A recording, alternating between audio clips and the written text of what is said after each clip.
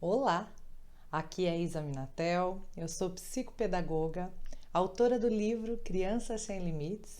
Olha ele aí no TED em Vitória. E também diretora pedagógica da Escola Online de Paz mundoemcores.com. Vale a pena conhecer.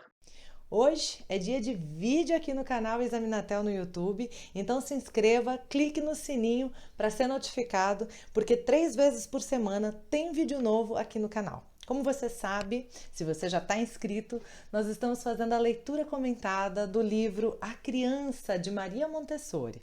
Se você ainda não acompanhou, tem outros vídeos para você assistir e pegar a leitura desde o começo, tá bem? Olha só, nós estamos na página 101. Estou fazendo a leitura de alguns trechos, tá? Não do livro todo. Vamos lá, então.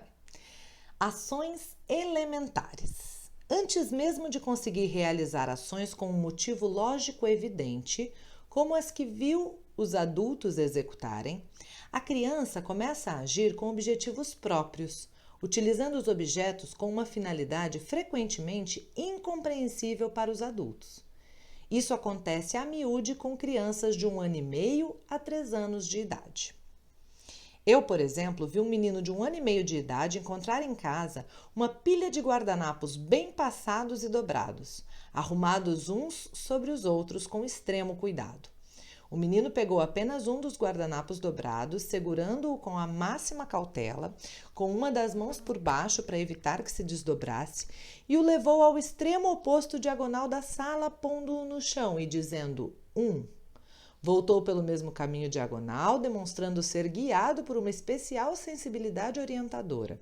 Chegando ao local de origem, pegou o outro guardanapo da mesma maneira, transportou-o pelo mesmo trajeto e o depôs sobre o que já colocara no chão, repetindo: E assim prosseguiu até transportar todos os guardanapos existentes na pilha. Depois, por meio de uma manobra semelhante, tornou a levá-los todos ao lugar de origem. Embora a pilha de guardanapos não voltasse a ficar nas perfeitas condições em que a deixara a empregada, todos eles continuavam bem dobrados, e a pilha, embora parecendo um tanto avariada, não poderia ser considerada realmente desmantelada. Felizmente para o menino, nenhuma pessoa da família surgiu na sala durante a prolongada manobra. Quantas vezes os pequeninos veem atrás de si um adulto que grita: pare, pare, largue isso! E quantas vezes as minúsculas e veneráveis mãozinhas levam tapas para se acostumarem a não tocar nas coisas. Olha o que Maria Montessori está dizendo, que muitas vezes quando a criança começa a agir, ela faz ações que são incompreensíveis para os adultos. Para que está pegando o guardanapo que está limpo, passado, dobrado da pilha e levando para o outro lado? Para que vai mexer com isso? Não dá para o adulto entender, porque a criança está conectando psique com movimento e descobrindo o mundo. Não é para a compreensão do adulto, é para a construção dela mesma. Montessori diz que a ação do adulto tem um fim do lado de fora, a ação da criança tem um fim do lado de dentro. Então, deixe a criança agir. E ela fala quantas vezes o adulto chega e interrompe o processo de desenvolvimento da criança. Quantas vezes o adulto chega e dá tapa nas mãozinhas, que são a expressão do trabalho, do interesse, do eu interior. A gente afeta a autoestima quando bate na mão da criança e depois fala: não sei o que eu faço para minha criança ter melhor autoestima. Olha só que loucura.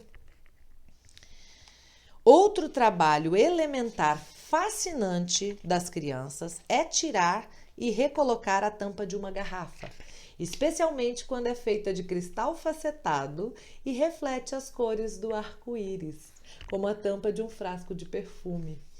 Esse trabalho de retirar e recolocar as tampas de garrafas parece constituir um dos movimentos elementares mais preferidos pelas crianças.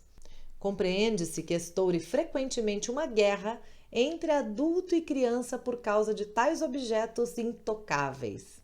E a reação caprichosa, a birra, é uma consequência frequente disso. Todavia, a criança não quer precisamente aquele frasco. Contentar-se-ia com qualquer objeto feito para ela que lhe permitisse os mesmos exercícios de movimento, O que a criança precisa é treinar movimentos elementares de rosquear, desrosquear, de tirar uma tampa de pressão e recolocar. Treinar os movimentos elementares. Estes e outros atos semelhantes são as ações elementares, desprovidas de qualquer finalidade lógica. Não é para deixar tampado ou para deixar destampado ou para usar quando destampar. Não! É diferente. Desprovidas de qualquer finalidade lógica, que se podem considerar o primeiro balbuciar do homem trabalhador. Antes de falar, a criança não faz ba, ba, ba, g, g, g, b, ma.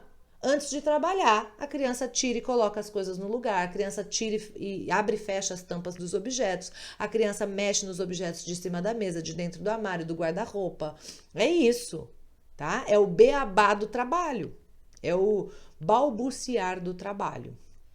A ideia de deixar a criança agir é facilmente compreendida, mas na prática surgem obstáculos complexos que estão profundamente enraizados no espírito do adulto.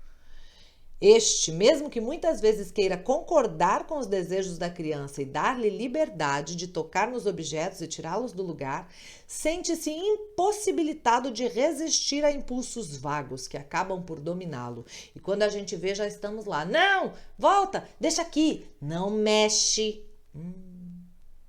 Uma jovem senhora nova-iorquina, familiarizada com essas ideias, desejava colocá-las em prática com seu lindo filho de 1 ano e meio.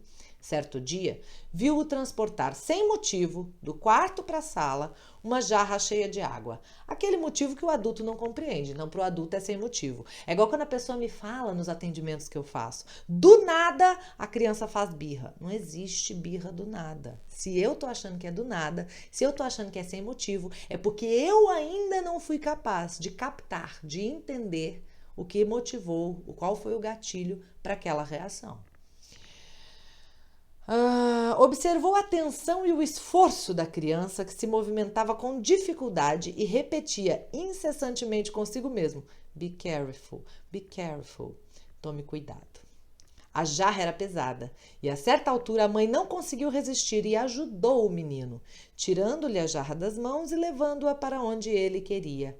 A criança ficou a chorar, mortificada, e a mãe, triste por ter causado sofrimento ao próprio filho, justificou-se, alegando que, embora conhecesse a necessidade que impulsionava o menino, parecia-lhe injusto permitir que este se cansasse e perdesse tanto tempo com algo que ela poderia fazer num instante. Compreendo que fiz mal, disse-me a tal senhora ao pedir-me conselho. Olha só que interessante, Montessori está dizendo assim, mesmo que o adulto já entendeu que a criança precisa agir, que a ação da criança muitas vezes é sem motivo para o adulto, mas tem um motivo para ela mesma, para o próprio desenvolvimento, mesmo que ele já tenha entendido isso, fazer isso ainda é muito difícil. Então, seja persistente, né? Continue firme e forte, porque mudar essa parte não é muito fácil. A solução deste conflito consiste em preparar o ambiente para acolher as manifestações superiores da criança. Quando a criança pronuncia a primeira palavra, não é necessário preparar coisa alguma para ela. E o balbuciar de sua linguagem entra na casa como um som aceito. Mas a obra da mão minúscula, que constitui quase um balbuciar do homem trabalhador, requer motivos de atividade sob a forma de objetos que lhe correspondam. Então, vê-se a criança realizar ações que exigem um esforço que frequentemente ultrapassa o que julgamos ser o limite de suas possibilidades materiais. Às vezes a criança vai carregar uma coisa muito mais pesada do que aguenta, às vezes a criança vai se mexer e a gente vai e impede. Não, deixa. Às vezes, as crianças pequenas desenvolvem precoces atividades de capacidade e exatidão que nos deixam perplexos se a gente parar e deixar, desde que se encontrem num ambiente adequado. Então, algumas pessoas me perguntam, recentemente, naquele outro vídeo que a gente postou sobre a cama Montessori, as pessoas me perguntaram, mas Isa, e se a criança levantar e for para algum lugar que tenha risco? Então, se o ambiente traz risco, é porque ele não está preparado para se ter uma criança morando nele. Percebe? Que coisa impressionante? A gente precisa adaptar a casa para a chegada da criança. Um adulto consciente, um ambiente preparado e conhecimento sobre a criança. É o tripé da filosofia montessoriana. Eu espero que você esteja crescendo, aprendendo, se desenvolvendo com essa leitura e com esses comentários. Deixa aqui o seu comentário do que você está achando, de como isso está chegando aí para você. E acompanhe, se inscreva no canal, que nós vamos ter sempre, 3 vezes por semana, vídeos novos sobre educação. Um beijo grande e até o próximo vídeo.